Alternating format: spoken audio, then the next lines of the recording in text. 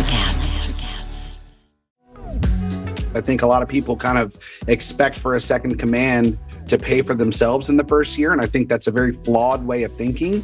The way that I see it is it's like buying, a blue chip stock that is going to increase in value over the next 10 years, right? You don't need that stock to triple in revenue over the course of 12 to 18 months, right? And so that's really what worked for me. He was 29 years old. He had just gotten skipped over for a promotion at his firm that he knew that he was qualified for. Welcome to Think Business with Tyler, sharing our methods and strategies for success. Join in on our conversations with business owners as we highlight their triumphs and detail how they overcame the challenges they faced while continuing to grow and scale their business. It's time to think life, think success, and think business with your host, Tyler Martin. Today, we've got Jeremy Jenson from Encore Search Partners. He's diving into the nitty-gritty of finding the perfect second in command, scaling up, and even balancing personal challenges like divorce and family life. Let's get started. Hey, Jeremy, welcome to the Think Business with Tyler podcast show. How you doing today? I'm doing well this morning. Thanks for having me on. Yeah, thanks for being on. Hey, I love to start out with learning two things about you. One is what you do professionally, and then two, a little something personal that you're willing to share. Yeah, so I own a 40-person direct hire recruiting firm here in Houston, Texas. It's called Encore Search Partners. Started the firm back in January of 2013. And, this year we're trending to do about $12.5 million in revenue. And so we're probably number one or two in the entire nation in recruiting in the wealth management space. But then we also recruit for quite a few other professional services firms. So engineering and architecture, public accounting, private equity, venture capital, law firms, and things of that nature. And so anytime where people is your most valuable asset, we would be the perfect recruiting firm to help you poach somebody from a competitor. Love that word, poach. As far as personal, I'm a father of three sons, amazing, young, straight A student, standout athletes. So I've got a 12-year-old, a 10-year-old, and an 8-year-old at home. And then where do you reside? Yeah, I live here in Houston, Texas. Born and raised. Did you, that recent hurricane, I think it was, came through, did you get any of that or did you get out of the way? Absolutely, yeah. It affected one of my rental houses and then my main house. I had a branch fall down straight through the hood of my truck. So luckily everyone is safe. But, I was out of power for 6 days. And so I got some good quality time with my mom and stepdad. Does cash flow have you down? Profit, not where you think it should be? Maybe it's the long hours. Let's meet to see if I can help. I bridge driving the financial performance of your business to hit growth and success targets. Book a complimentary meeting at meetforgrowth.com to get started now. Once again, that's meetforgrowth.com. I look forward to talking with you. And thanks for listening to the show. But, I was out of power for 6 days. And so I got some good quality time with my mom and stepdad. Oh, that's awesome. Yeah, having your power out can be a little inconvenience, but it sounds like you turned it into a positive. Absolutely. That's awesome. So, hey, you know where I wanted to start? Because I know this is part of your business and a lot of businesses utilize this methodology and have great results. There's a methodology called EOS, the Entrepreneurial Operating System. Could you talk a little bit about how you've integrated into your business and then just share with the audience, why you feel it's effective? Yeah, absolutely. So as I mentioned, I started the business back in January of 13. And, for several years, it was a great lifestyle business. In 2016, I was doing about $1 million in revenue, driving about 600,000 to the bottom line. And, but I functionally just ran out of hours in the day. Right. And so I was a very irritable partner at home. I was not a present father. And, truth be told, my wife and I at the time, we had just taken a road trip to Savannah, Georgia, where her parents lived with three young kids, a 3-year-old, a 1-year-old, and a newborn baby. And it was the first time that we had brought up the D word on the drive back. Right. And so I'm venting to a buddy of mine in Vistage, and his name is Scott Kelly, and he was the sales and operations manager for a managed IT consulting firm. And I was saying, hey, man, she just doesn't get it, dude. I think I'm going to throw in the towel. And then that's whenever he sat me down, and this is a buddy, we're having a scotch in my backyard. And he said, I think you need someone to come in and run your business. That way, you can get the weight off of your shoulders. Right. And so Scott Kelly joined the company back in October of 2016. For that first year, he was really focused on understanding the voice of the customer and figuring out what it is that they wanted, why they used us, what was our unique selling point. And then in December of 2017, my vice president, Casey Knight, Scott Kelly, who was functionally my COO, and myself, we sat down and we created the very first iteration of our mission, vision, and core values and started implementing EOS in 2017. And so that was a massive game changer for the organization. It provided a tremendous amount of clarity into our people, right? Our growth strategy, and more importantly, gave us accountability as a leadership team in order for us to achieve our goals. Very cool. Can you dig into a little bit? What does it mean to implement EOS, particularly in your firm?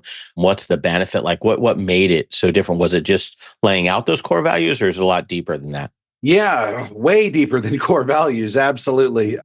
I would say that it really gave us a forum where we could process our thoughts and emotions, right? Maybe if we felt like, there were some things going on in the organization that, served one individual and not another. Those executive offsites really bred a lot of trust and rapport and intimacy with one another to where we can make sure that we were on the same page. But more importantly, when you're a solo entrepreneur and you're making $600,000-$700,000 in income, you can probably look in the mirror and think that you're very successful, right? Right. But implementing EOS, it showed me that if we weren't hyper focused on continual improvement and becoming a better version of ourselves each and every quarter, then somebody was going to come in and squash us as the small competition, right? And so really it forced us to innovate. And, you fast forward, 6-7 years today, I'm excited to say that at 12.5 million in revenue with 30% EBIT, we're still barely scratching the surface on who we're going to evolve into. And it's really, really exciting. Yeah, that's cool. A lot of business owners don't know EBITDA. Typically, they might talk profitability or they might talk gross profit margins. And I noticed having, learned a little bit about you, that's a core of what you know. I mean, you're very in tune to that. What's your reasoning for that? Is that a little bit of a scorecard for you? Is it because someday you could see yourself Xing? Where does that fall for you? I'm just curious. Yeah, great question. So I started the firm about 4 months after a gentleman right down the road in Katy, Texas. His name is Matt Furman, and he owns a firm called Core Group Resources. And Matt does about 22 million in revenue, which is a lot larger than us, right? Yeah. But he has a staffing business, not a direct hire recruitment firm, right? And so his net income is very different than mine. And so maybe I mention it on podcasts just to throw it in his face on who's more profitable, right? But it's healthy competition. This is a gentleman who I really respect and admire in my industry. But there's a lot of individuals that are in, especially the tech space, maybe they're private equity or venture funded, where they boast really high revenue numbers and they're just not profitable, right? And so I'm proud to say that we've built a business that has the sustainability to endure downturns, right? But more importantly, drive profit to the bottom line. Yeah. No, I'm glad you're aware of it. I wish it'd be cool if more entrepreneurs and business owners did kind of hover around that number, because I think it is somewhat of a scorecard in terms of how you're doing. And I think it helps push hopefully better results. So that's cool. Hey, one thing you brought up was adding the second in command is what I'll call it. How was that for you? Because obviously you're originally you're doing really well by yourself, mostly a solo entrepreneur, it sounds like, making big bucks. And then now you bring in the second in command. Was there a period of where that was hard for you to deal with that, to let go? Or was it like, dude, I'm just so burned out and talking the D word and all this other stuff. I just want to get away anyway. Where does that stand for you? Yeah, great question. And so, I would say that we had about 7 months of chemistry and rapport with one another because we were in the same executive advisory group, Vistage International. And so I knew that I really liked his work ethic. I liked his communication ability. There was a tremendous amount of respect and admiration that he had towards me. And he was in an environment where he was also working for a young entrepreneur that had grown a business to 26 million in revenue, right? And so he had already kind of gotten the dynamic between a right-hand man and a CEO. And so I think it really worked for us because Scott didn't come in with any industry experience, right? I was the one that was the subject matter expert on sales, marketing and recruitment, right? And then that way he could come in and he could bring a completely different complementary value set, which was processes, systems, and accountability, which I think you and I both know that a lot of entrepreneurs really aren't great at those three things. Right, right. Yeah, that could be a game changer too. Once you start to get this consistent system flowing throughout your firm. Okay, so it sounds like just in terms of for help for the audience, because this does come up a lot where owners are just burned out and they're like, where do I find the second in command? Yeah. And so what I'm kind of hearing from you is, indirectly going through Vistage, which is a coaching service, I believe, Yep. allowed you to network and get to know people. And that gave you an opportunity to get to know Scott. Now, what do you recommend for people do you recommend they join like a Vistage, or what would they do if they don't have that network? And yet, because I hear this a lot and people Yeah. don't know where to go. And in fact, what oftentimes happens is I hire people off an ad on LinkedIn and then it's not really a good fit. The values don't match up or whatever. Any thoughts around that? Yeah, I mean, I think that finding a second in command is very different whenever you're 1 million in revenue versus when you're 10 million in revenue, right? I think at 1 million in revenue, I needed somebody that really respected and admired me, right? So, if I said that the sky was purple, you better believe that he thought that the sky was purple, right? And so, that first year was just him extrapolating information from my brain, right? That way he could create the infrastructure to help us scale. It wasn't a scenario where I needed him to come in and bring client relationships. I think a lot of people kind of expect for a second command to pay for themselves in the first year. And I think that's a very flawed way of thinking. The way that I see it is it's like buying, a blue chip stock that is going to increase in value over the next 10 years, right? You don't need, that stock to triple in revenue over the course of 12 to 18 months, right? And so that's really what worked for me. He was 29 years old. He had just gotten skipped over for a promotion at his firm that he knew that he was qualified for. And it was a lifelong dream of his since he was 17 years old working at Bass Pro Shops, as he said that he would be a vice president by the time that he was 30. And I gave him that opportunity at Encore Search Partners. And so if I were to give two pieces of advice, it would be get the rock star A player when he's in his late 20s, right? He's really hyper on the come up. He's putting in 60, 70 hours a week, right? Doesn't have any small kids yet. And he's just hyper focused on putting the blood, sweat, and tears and helping build your business, right? And you're getting him at a very manageable number, 120, 130, or in my case, it was about 150, right? And now he's kind of evolved into that $600,000-$700,000 guy, right? That almost feels like he's a business partner of mine. It's funny that everyone just thinks that he's my partner in the community, right? And so that's number one. Don't be afraid to go young as long as they've got the raw talent, right? Think about LeBron James when he was, 18, 19 years old. And then number two, titles are cheap. Titles are cheap. Sometimes you got these young guys or girls that they just want to be a vice president. And that might be all that it needs to take to poach somebody that's a rising star inside of a larger organization, Yeah. Two things as you said, multiple things, but two things that really resonated with me. One is when you hire this rising star, a lot of times we think, oh, how are we going to get our money back this year? They got to do this or they got to do that. You were thinking longer term, like, how do I invest in this person to get him to the level that I need to be?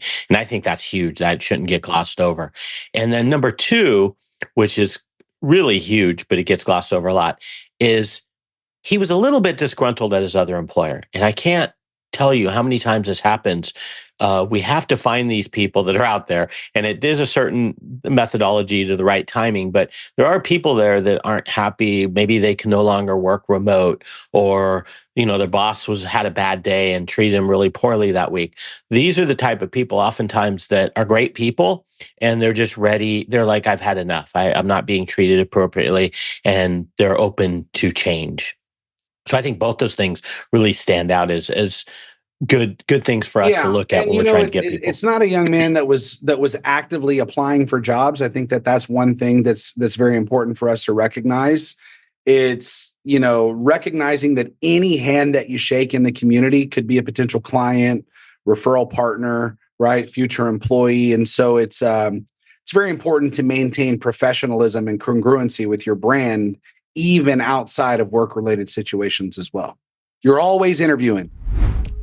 If you're a business owner feeling stuck in your business, overwhelmed, responsible for everything that happens, and working long hours, Tyler helps his clients develop processes, hire high-performing team members, and better understand their financial metrics and numbers to allow for a more predictable, less hands-on business. To schedule a free, no-pressure consultation, head to thinktyler.com and click the meeting button. Tyler would love to see if he can help you work on your business, not in your business. Schedule a consultation today at thinktyler.com. Think life, think success, think business. This episode is brought to you by Vitamin Water. So much of what the world is obsessed with starts out in New York City. It's a place full of style and character that has something for everyone. With a range of flavors to meet any kind of taste, it's no wonder Vitamin Water was born there. Colorful, flavorful, anything but boring, Vitamin Water injects a daily dose of vibrancy into a watered-down life. Grab a Vitamin Water today. Vitamin Water is a registered trademark of Glasso. Hiring for your small business? If you're not looking for professionals on LinkedIn, you're looking in the wrong place. That's like looking for your car keys in a fish tank. LinkedIn helps you hire professionals you can't find anywhere else, even those who aren't actively searching for a new job but might be open to the perfect role. In a given month, over 70% of LinkedIn users don't even visit other leading job sites. So start looking in the right place. With LinkedIn, you can hire professionals like a professional. Post your free job on linkedin.com/qualify today. It's very important to maintain professionalism and congruency with your brand, even outside of work-related situations as well. You're always interviewing. That's a great point. You bring back my days in staffing and recruiting. I had a partner, his name was Tim, and he was exactly like you. He cracked me up. Like he could go, there'd be someone that, let's say he was selling a used car. His kid didn't want his car or whatever. Someone would come and he'd come back and he goes, "Hey, I just got 2 job orders." I said, "What?" He goes, "Well, the guy works for NVIDIA. I'm making this up, and he needed an XYZ." And so it sounds like you're the same way. And he would do it in a non-creepy way. He would just do it in a way that he was genuinely interested in people and genuinely just wanted to get to know people. And I'm sure that's the way you do it. It just turned into discussions and conversations. Well, it's also confidence in knowing that we're very competent at what we do, right? And so if you do contract us, we know that we're going to deliver. And there comes a level of confidence associated with that. That's a great point. Hey, I want to shift gears. So you did bring up the D word, and I think you did ultimately get divorced. And this gets glossed over in entrepreneurship, I think, too much. Do you mind sharing a little bit about, where that kind of came to collision in terms of divorce? And then how do you deal with that as it integrates with entrepreneurship? Because a lot of times there's a splitting of assets and it can get really yucky for the business and things like that. Do you mind sharing those topics? Yeah, first of all, I'll preface everything that I'm about to say with saying that she's still one of my very best friends today, and we share 3 young sons together, right? So that's awesome. She's remarried. She's been remarried for about 3.5 years now, but we got divorced in 2019. And, it's funny because the divorce cost me about $1.93 million at the time, right? That was her portion of our division of assets, right? And it seems like a massive number. But when you're 35 years old and you're hustling and grinding and building your company, if you know that ultimately you're going to lead to a divorce, I guess for some reason, financially, I thought that it logically made sense to get divorced whenever my enterprise value was $4 million as opposed to $40 million, right?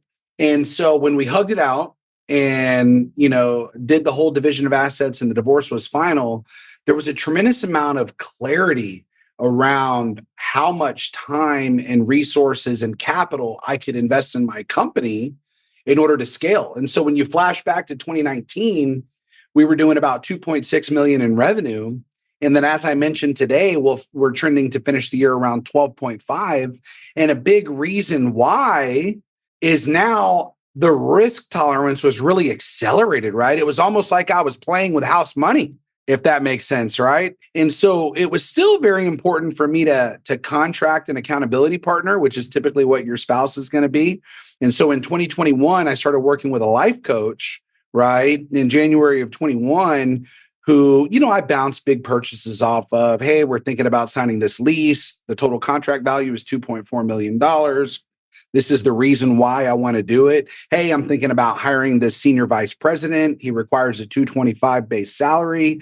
Here's logically why I want to do it, right? These are all investments that I know my very risk-averse petroleum engineer ex-wife would not be excited about, right? Which may have inhibited the growth of the company. That's interesting. So did you find a period of time where the business was impacted as you were going through this divorce? Did it slow you down in any way or get you off track mentally? Yeah, well, I'll tell you, the 6 months that it took to basically do the division of assets, right? And we had somebody like yourself come in to do a valuation on the company. I wasn't really excited about increasing the enterprise value of the company, right? And so I would say for about 6 months, I intentionally almost took the foot off of the growth gas pedal, right? And once we had clarity on a mutually agreed upon number on what she was going to take for her equity portion in the company, then that's whenever I could, essentially double down, if you will. Yeah.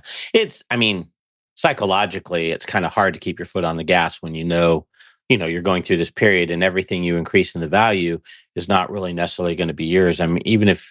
It's subconscious, I think, Yeah. almost. It's not the first time I've heard that. Yeah. Okay, so good stuff. So going down this path, I know one thing learning about you is you see benefits in terms of hiring non-degreed individuals, non-degreed professionals. This is actually a topic right now that's out in the news. Just the government's considering opening up jobs that historically have always been degreed positions to non-degreed positions. I'd love to know your thoughts around what you're feeling in terms of what are those benefits and how is it a positive? Yeah, well, first of all, I'll say that we have access to more information today than we've ever had in generations before, right? I mean, you can get a master's degree education just on educating yourself through YouTube videos, right? And so, I do think that the college degree information, right, the knowledge that you accrue probably has somewhat of a diminished value. Obviously, the networking component of going to a big name school where there's brotherhood and camaraderie, nothing's going to ever replace that, right? But I'm proud to say, it took me years to say this, but I don't have a bachelor's degree. Whenever I was 21 years old, I started making six figures working for a reseller of DirecTV and Dish Network. And I just never went back to finish. I had 81 credit hours and a 3.2 GPA. And so maybe there's a soft spot in my heart that says, hey, I want to give these folks a shot. We still facilitate a criteria assessment where we functionally do like a Wonderlic assessment. And we have individuals based on the role that they're joining the company in where they have to hit a minimum score. And then we also do a personality assessment in, their leadership style, their communication style, how they need to be coached, et cetera. And so based on that data, we can tell if somebody's got the right competency skills in order to be successful in our environment. But what I found is when you invest in individuals that don't have a bachelor's degree, maybe there's an extra element of loyalty or gratitude that they have for leadership, right? Maybe they're willing to do a little bit more of the grunt work, right? Because they haven't been brainwashed by a liberal arts institution that talks about entitlement or things of that nature, right? And so I've found some really great hidden gems in hiring non-degreed professionals, but I would say that our company is about 50-50 for sure, degree versus non-degree. That's good stuff. And that brings up my kind of next not logical question in the sequence. What do you do in terms of retention? Because, recruiting and staffing the industry you're in is very competitive.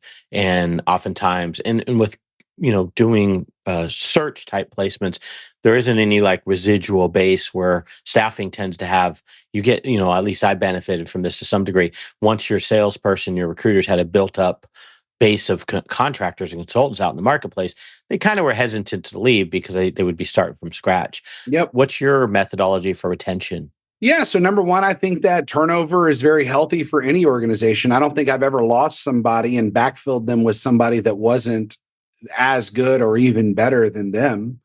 I would say that we run our company almost like a sports team, meaning, we don't pay based on time and grade. We are not a family. We're going to pass the ball to somebody that gives us the highest probability to score, right? And quite often that's the new associate that's coming in, doubling everybody else's KPIs just through sheer effort. And then when the individuals maybe hit the 4, 5, 6 year mark and start to get burnt out, I think that it's perfectly natural to see them exit the company to go find another opportunity, right? As far as retaining our really high performers, though, obviously we provide opportunities for upward mobility. If somebody does an amazing job at generating their own clients, we can, invest in a team of associates underneath them that are going to fill the job orders and take the recruiter side and just have that director or sometimes even VP, manage the client side. And so we've got a pretty sophisticated commission plan that pays out the individuals that bring in the logo, manage the account, do the job order intake, and find the candidate. And quite often, it's all the same person that does everything, right? But as your book of business increases, it creates a massive opportunity for a team of associates to be under you.